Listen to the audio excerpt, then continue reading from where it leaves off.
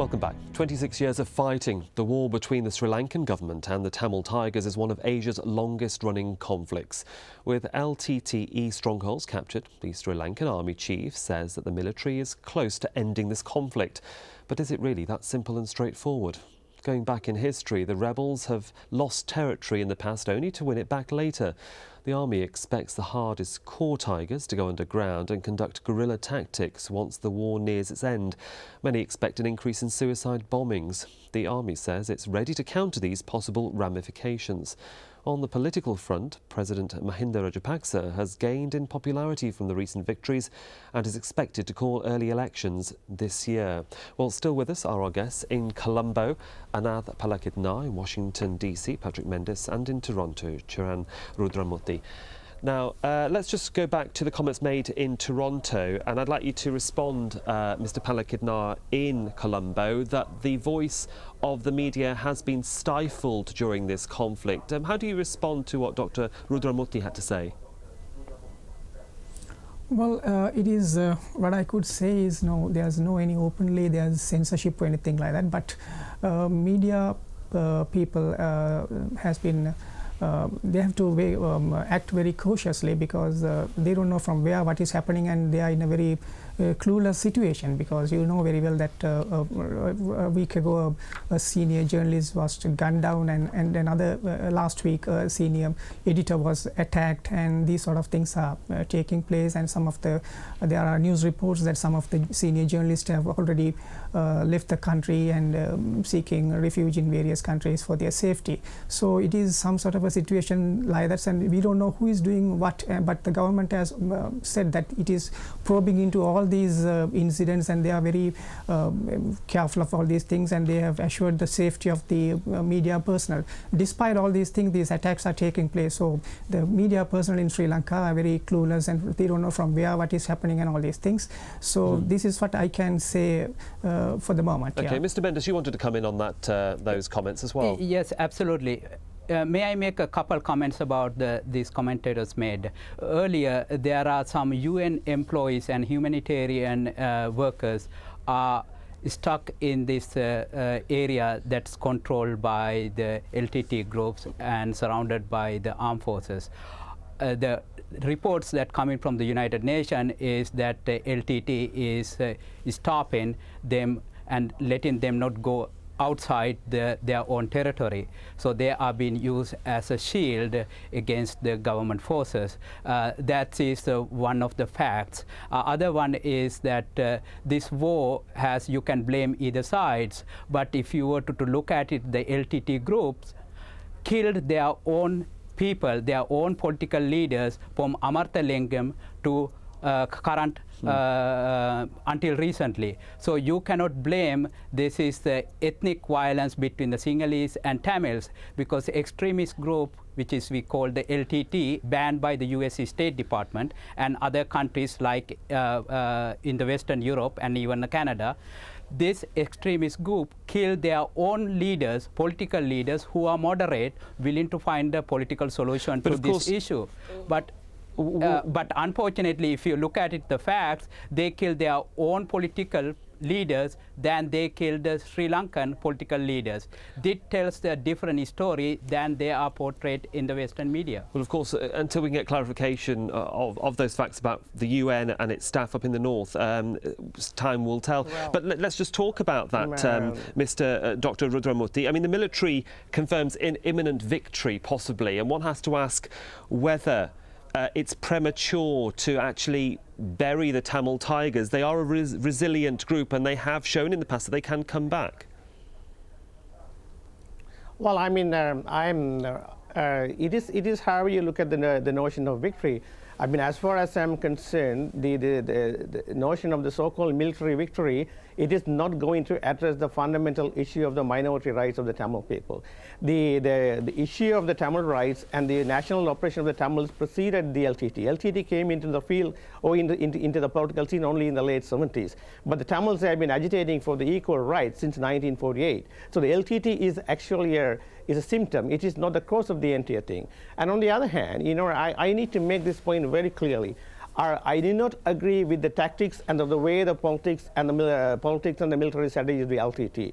You know, at the same time, I did not also agree with the notion of terrorism. If we want to argue that terrorism is the deliberate killing of innocent civilians, every single party to the conflict is guilty. So that is the point I would like to make. And secondly, the government and particularly the current military commander, he openly said that this country is for the Sinhalese. Right. I mean, that is the most racist statement that emanates from the ruling party, the powers of the Sri Lankan government. If that is the view and the perception of the government and the military commander, how can a minority community expect any kind of justice from this kind of a state? Well, of course, we've seen the military commanders certainly make a lot of statements. We haven't really seen very much from the president. Mr. Palakidnar, can you tell me who is the brains behind this military operation? Because it seems that the government are fully behind what the military are doing. Yeah, definitely. The president is the commander-in-chief in the country, so it is actually even the military personnel there that it is because of his leadership they are able to gain some solid victories in the entire war. But on the other hand, president being the politically elected president, he says that he assures all the time that I will never let down the Tamils. I will give all the rights for them. This is only the war against terrorism. This is the president's version, and he says that he will safeguard the Tamil people, and he also says that the LTT has killed the Tamils and Tamil leadership. Why are we seeing military generals make statements on national television? Why aren't we seeing the president? What's your reading into that? Yeah, what I would say is that general is actually is a part of the military establishment, but the president is covering the entire political as well as the military aspects. You know, so the president is more responsible for the entire issue. So he's politically he has given the assurance that whatever the things that he will safeguard the Tamils. So the Tamils are they listen more to the president than whatever the military comments are made, because this sort of comments have been. Let's move this on and move tack slightly. Patrick Mendes, I mean, what options are left for the LTT? I mean, their leader, Prabhakaran, he's used to guerrilla warfare to a certain extent. There's suggestions it could be guerrilla warfare in Sri Lanka, an operation pops to move it across the country. We've seen daring escapades by the LTT, airport attacks in '91, a recent attack in Gaul in the south of the country. Where do you think the LTT are going, or what do you think their thinking might be for the future? You know, the LTT is the one who introduced suicide bombers to the world even before that happened in the Middle East. So that's the introduction of a trademark of LTT. And when earlier commentator mentioned about that Tamils did not have the rights, if you look at the former foreign minister, and several foreign ministers were Tamil or the Muslims, and they were gunned down. The last one was Kadiragama was gunned down. He was a Tamil, and there are several high-ranking government officials, and in the police and armed forces and the diplomatic corps, they are Tamils. I agree with that one, with the commentator. We cannot find the military solution to this problem. It has to be a political one. Minorities' rights have to be respected, and they need to be protected. That is the part of our democratic governance system. Majority rights and their minority rights to be protected. Mr. Rudra, so the question is, sorry, Mr. Mendes, carry on.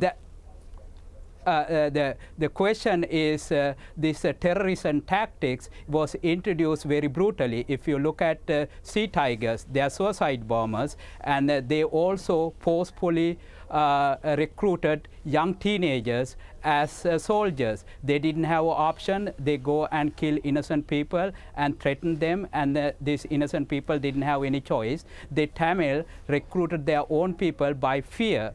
So these are the kind of tactics that used by the LTT, which is the extreme element. I am not saying that all Tamils are bad. You know, I have many Tamil friends, and they are all against LTT. Okay, Mr. Rudramurthy, let me bring you in here. Let me just bring Mr. Rudramurthy in here. If there is a consensus, perhaps amongst you gentlemen, that a negotiated settlement must be the way forward, how is that going to happen? Considering we've seen ceasefires and agreements be signed and then break down. so rapidly. I mean, the 2002 agreement collapsed after 6 years in 2008. Well, I mean, I would like to say that the problem with the Sri Lankan conflict is the inability of the state of Sri Lanka and the unwillingness of the state of Sri Lanka to reform itself to accommodate minority rights. That is the fundamental block in finding a reasonable solution to the problem. If you look at the history from 1948 onwards, it is the state of Sri Lanka.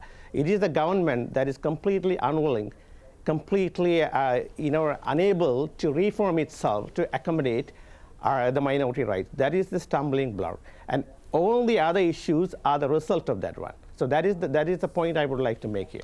Well, there for the moment we have to leave. I'd like to thank my guests, Mr. Anath Palakidnar in Colombo, Patrick Mendes in Washington, and Dr. Chiran Ruthamurthy in Toronto.